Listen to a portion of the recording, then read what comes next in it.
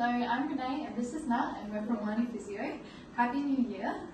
And today we're going to talk about manual handling that normally people think that it's just related to work when you have like heavy things like tradings, but actually day-to-day activities are related to load when you go shopping, when you have to lift or carry your baby.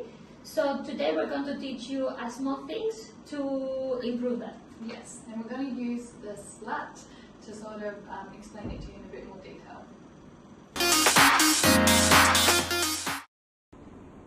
Okay, so to begin with, S stands for stance. So it's basically your position, your body position and posture while you're undertaking any task.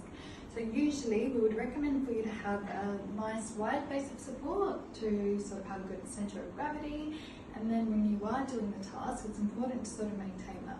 So if you're doing anything like pushing, you can do a bit of a forward stance, pushing, pulling, even lifting, making sure you have that wide base, using your leg muscles.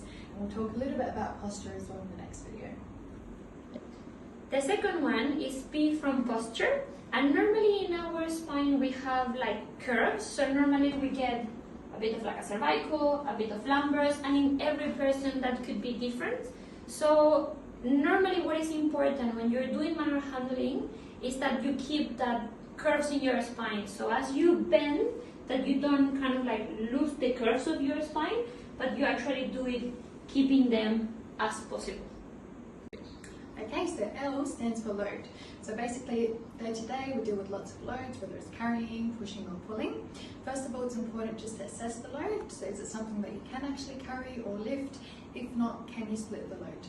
And most importantly, trying to keep the load close to your body when you are handling it.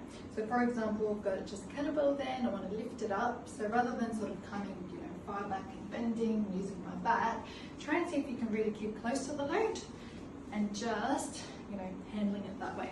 Or same thing with, maybe placing an object somewhere, so again, walk to the surface and then, place it there rather than have it far away. A is related to abdominal muscles, but to be honest, it's more to use bigger muscles than small muscles and to feel that you embrace when you have to deal with a load. So normally our legs, glutes and core are the main one that you will be using. So every time before kind of like thinking that you have to lift something, you prepare, embrace yourself, and then you kind of like deal with the weight. Okay, so T stands for time. And basically it just means take your time when you're doing any task.